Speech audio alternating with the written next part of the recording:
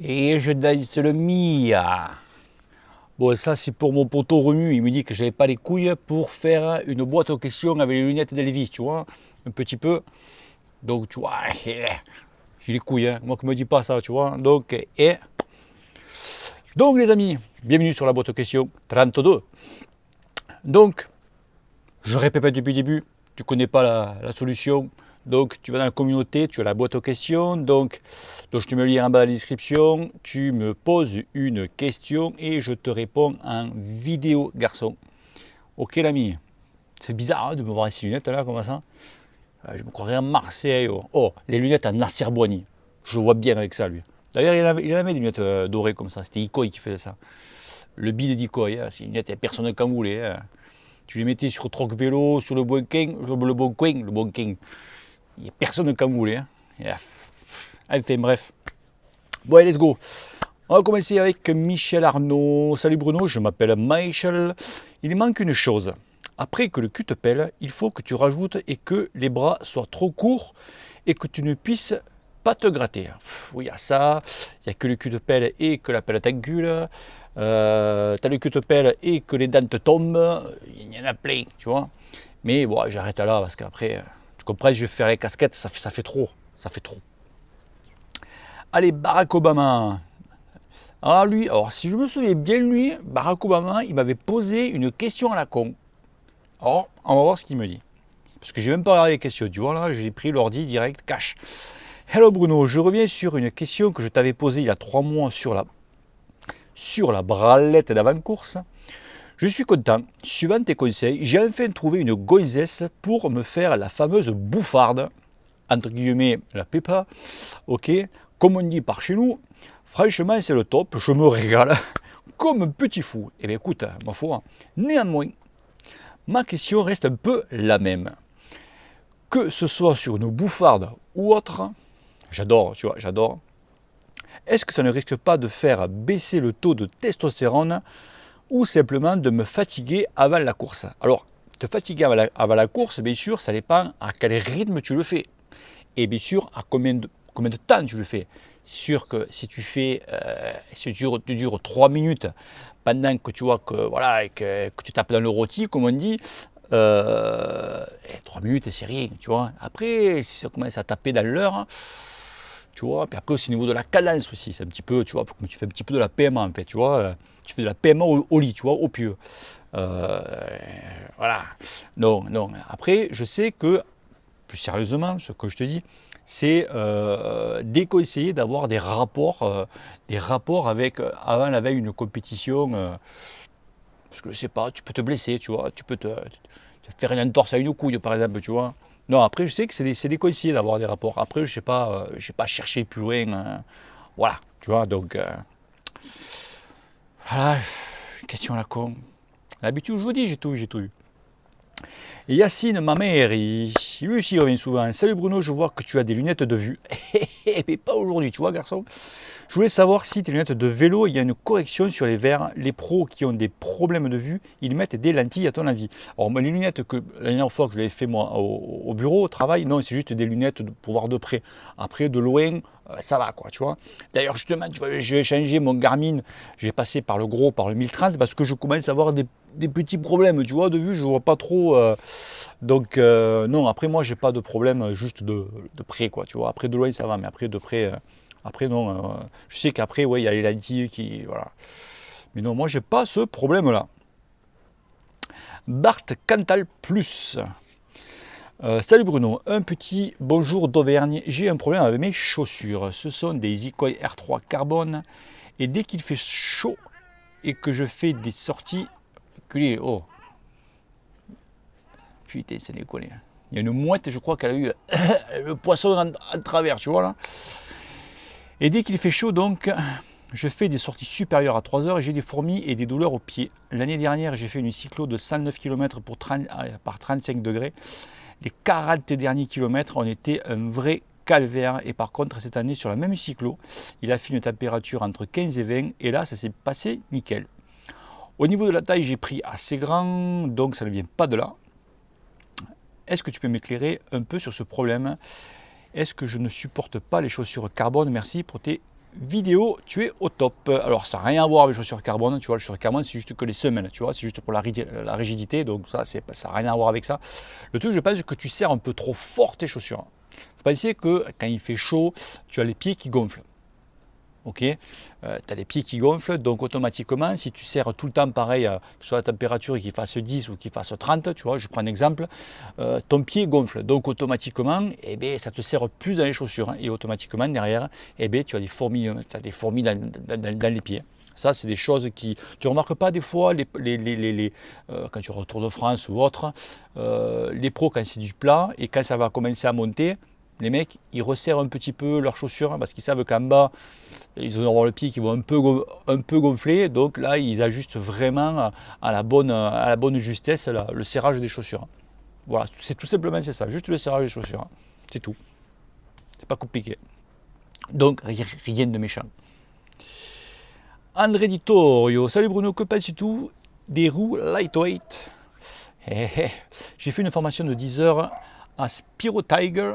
Je peux apprendre ce service du Spiro et donner quelques conseils. Je vais aussi faire une autre formation plus poussée de 10 heures. Ensuite, je pourrais donner des cours sur des sports différents pour passer ensuite à une formation sur la respiration. Je te salue sportivement. Lightweight, c'est ceux qui équipent actuellement Ineos. Donc, bon, c'est des roues, tu vois, c'est 3005 la paire, tu vois. Donc, non, ça, c'est très très bonne roue. Mais voilà, c'est un petit peu pour les communs des mortels, tu vois. L'année prochaine, peut-être, j'ai un collègue de mon club qui risque d'en avoir une paire. Je pense que je vous ferai une petite vidéo là-dessus. Allez, Team Tika. Salut Bruno. Peut-on mettre n'importe quel pneu sur du tubeless et que le cut pile ou n'importe quel pneu sur du tubeless? Oui.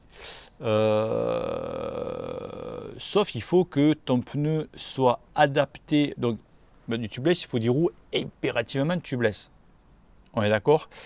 Après, tu peux mettre du tubeless ready qu'on appelle. Alors, tubeless ready, c'est quoi? Qu'est-ce que c'est? Sur des roues tubeless, sur des pneus tubeless, pardon, tu as le cercle, d'accord? Celui qui s'emboîte dans ta jante. Je fais un peu technique, tu vois.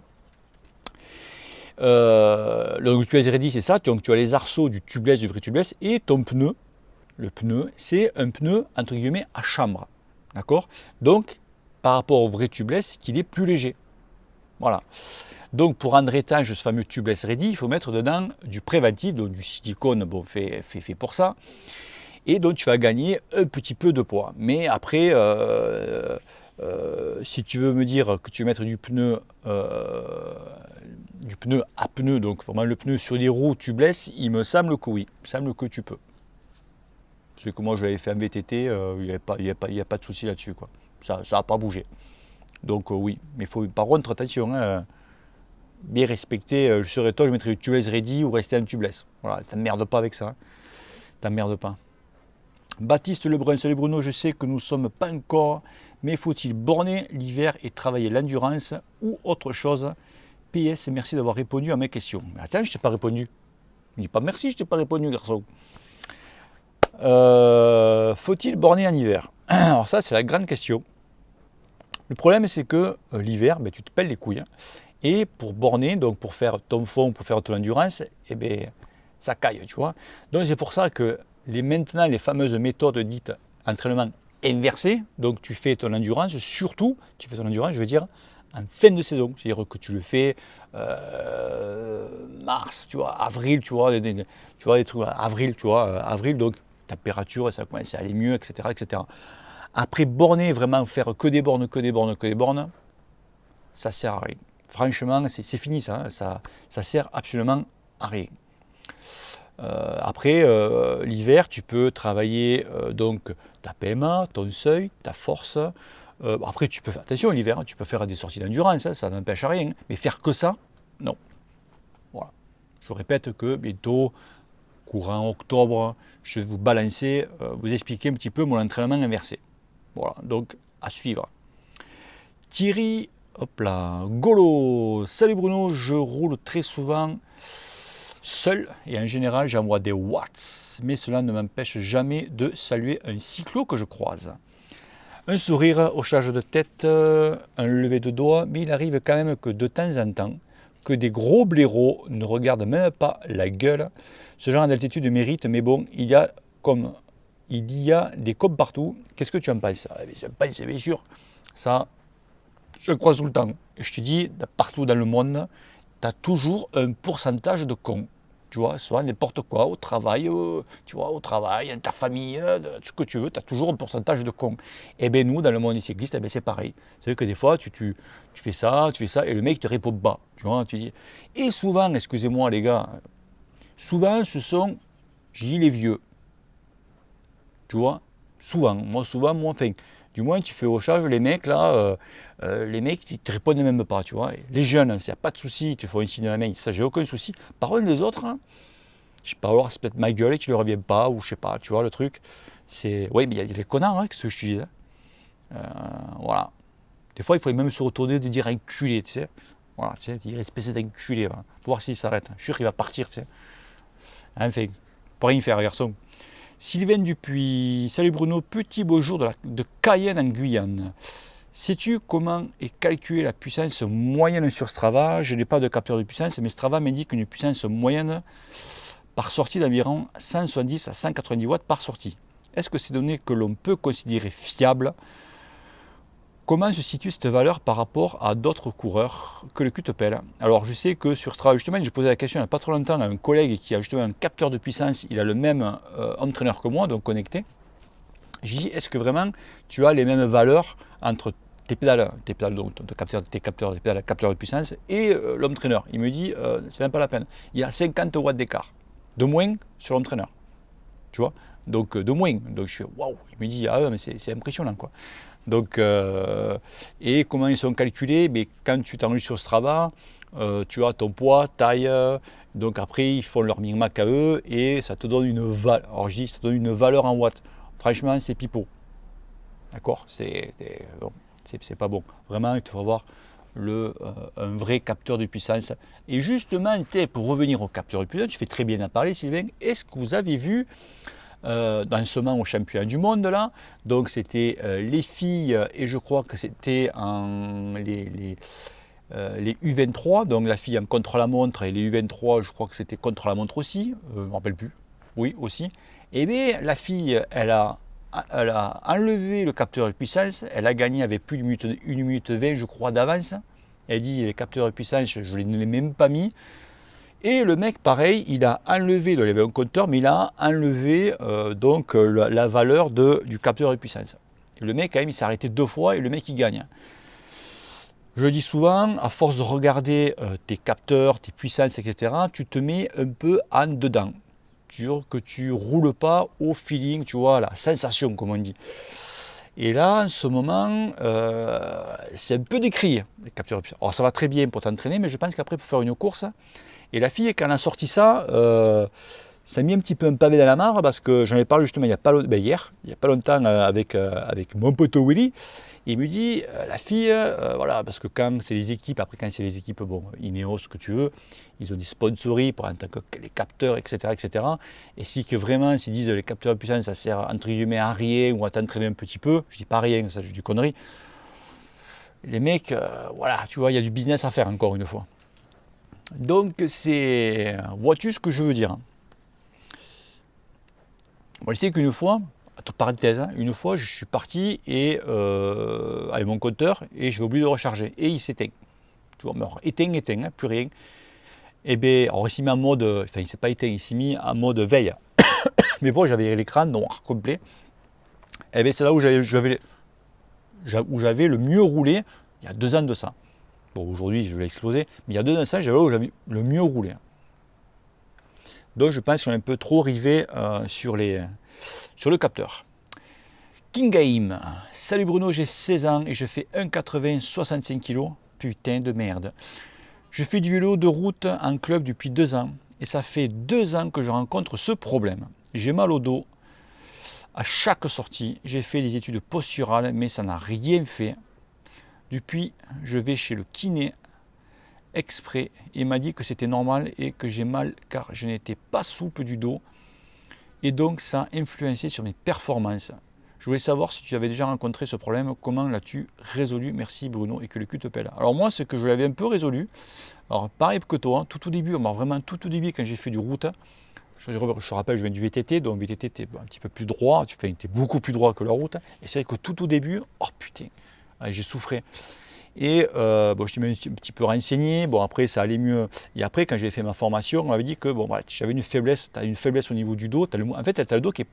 Alors oui, tu n'as pas le dos qui est souple, mais aussi tu n'as pas le dos qui est assez musclé, automatiquement. Donc s'il est souple, c'est que voilà, c'était tes muscles qui tiennent le dos en fait. Donc ton kiné, je pense, je ne sais pas ce que tu fais comme exo chez ton kiné, il faudrait faire donc du renforcement musculaire au niveau de ton dos. Si, voilà, si tu vois la planche, tout ça, qui te renforce le dos, donc essayer au maximum de renforcer ton dos. Les pros en font beaucoup. En font beaucoup. Parle-en à ton kiné. Après, tu as kiné, tu as les kinés manière, tu vois, qu'on a l'habitude de faire du kiné sur les vieilles. Et après, le kiné vraiment du sport, entre guillemets, que lui, par contre, il va te faire beaucoup plus, tu vois, voilà, c'est précis, il rester ça, on va faire travailler comme ça, je sais pas, c'est une solution, voilà, je fais ça comme ça. Arthur Kilian, salut, je voudrais changer de home trainer, j'ai un vieux home trainer premier prix. Me conseilles-tu un home trainer d'entrée de gamme neuf ou plutôt milieu de gamme ou encore un vélo spinning qui permettrait de pas m'embêter à acheter une roue supplémentaire, etc.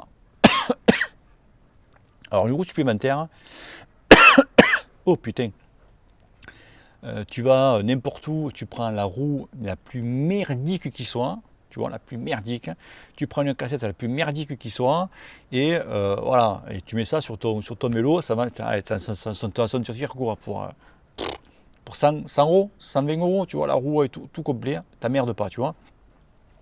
Et pour l'homme trainer, ben, l'homme trainer, après, ça dépend de ton moyen. Tu peux avoir un bon home trainer entre 300, 400 euros connecté. Voilà, ta taxe, ta élite, voilà, des trucs comme ça. Et là, tu en as 100 pour le reste. Voilà, c'est tout. Après, les vélos spinning, c'est assez chaud. T'es pas vraiment comme sur ton vélo, donc tu travailles pas pareil, tu vois. Voilà, le mieux, c'est quand même sur l'homme trainer parce que tu fais ça sur ton vélo. Voilà.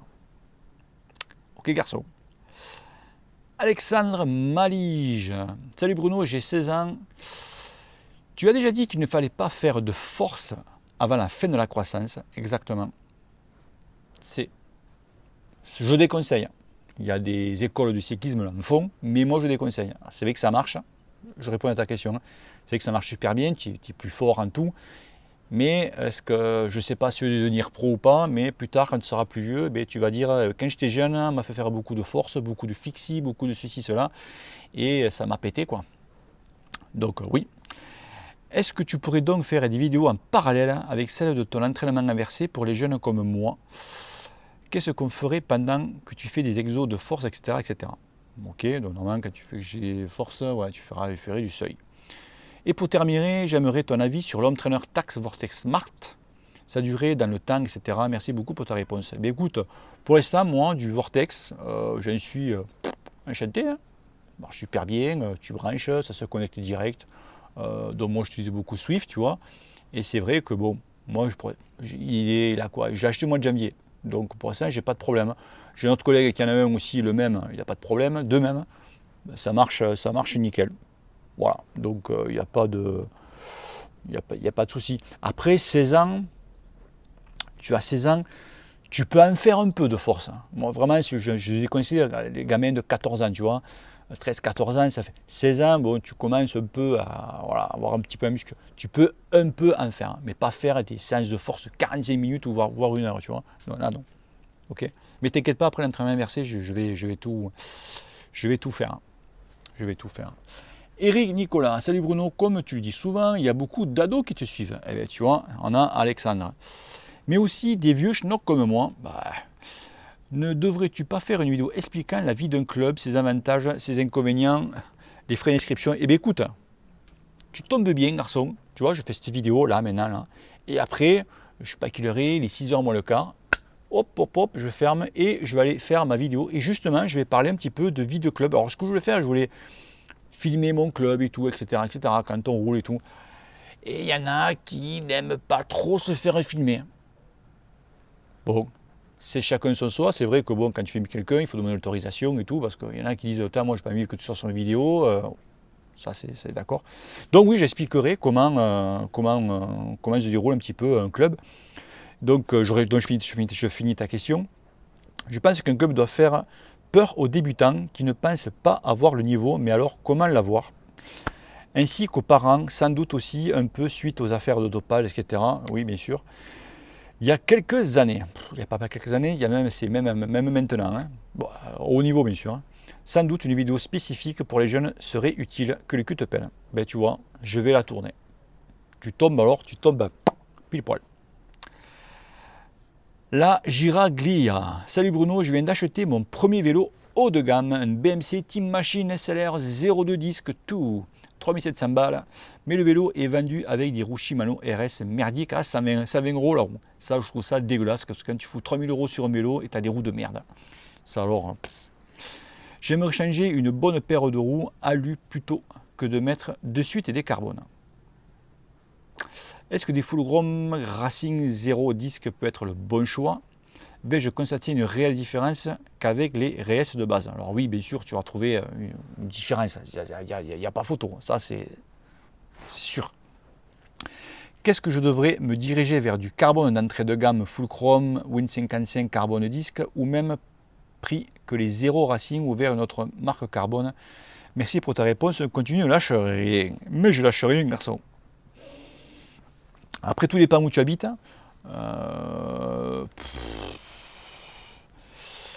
Ton premier vélo, je devrais me diriger vers du carbone d'entrée de gamme, les full chrome. Faut voir l'écart de prix. Au même prix que les 0 Racing. Tu seras mieux, si tu fais beaucoup de roulants, c'est mieux les roues carbone.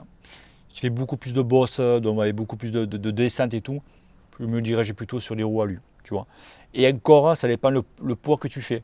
Si tu fais en dessous, vraiment en dessous de 80 kg, tu vois, d'entrée tu peux frapper les carbones. Par contre, les 55 en hauteur, c'est un peu trop garçon, hein.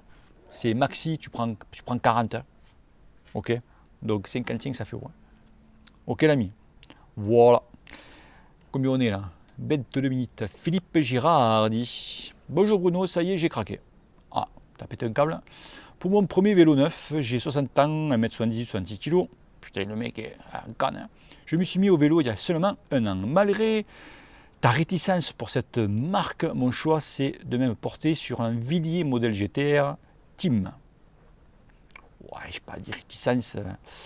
Budget oblige, comme beaucoup d'entre nous, 1800 €, patin, groupe Ultegra, belle finition, géométrie sympa, et j'ai suivi tes conseils, j'ai mis des sous dans les roues, 900 balles, Shimano Durace C24, très bonne roue, alu carbone laminé, moyeu titane, etc. Tu as une raison particulière d'avoir des réserves par rapport à ce constructeur.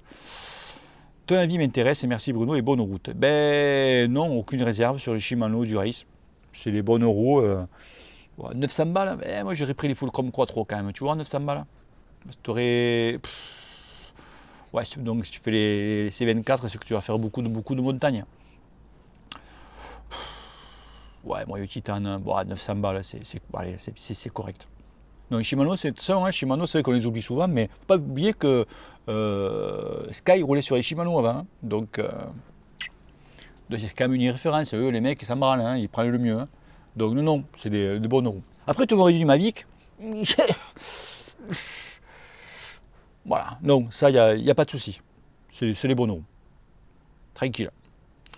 David C. Salut Bruno, merci pour cette boîte aux questions, mais il n'y a pas de quoi. J'espère que la question n'a pas encore été posée. J'ai eu de tout, garçon. Selon toi, est-il mieux d'investir dans des roues carbone à boyau ou à pneus? Merci d'avance et que le cul te pèle. Alors, il y en a que pour eux, roue carbone, c'est boyau direct. Ok. Et le problème du boyau, c'est que voilà, un boyau ça coûte cher. Des bons boyaux ça coûte cher. Ok. Un pneu ça coûte. Alors un boyau, exactement un boyau, tu en as à tous les prix, d'accord. Mais vraiment les boyaux haut de gamme, tu en as entre 80 et 100 €. Tu vois. Peut-être un peu moins. Voilà, si on dit ouais, t'arrêtes tes conneries, moi je trouvais des boyaux à 50 €. Je dis peut-être un peu moins, d'accord. Un pneu, un bon pneu haut de gamme, s'il a un Conti, GP5000, les Pirelli, les P0 ou quoi, tu l'as, il n'y a pas à 37 € le pneu. Donc tu vois, pour le prix d'un boyau, tu as 2 pneus. Tu vois, donc voilà. Après, au sujet du confort. Alors, il y en a qui disent, ouais, mais tu as quand même le confort du boyau et tout. Maintenant, le pneu, il arrive vraiment, je ne dis pas totalement à égaler le confort d'un boyau, mais bon, voilà. Ensuite, après, bon, après, c'est vrai qu'un boyau, même si tu as crevé, tu peux rouler un petit peu. Tu vas pas abîmer ta jambe, tu vas pas déjanter, si tu préfères, tu vois.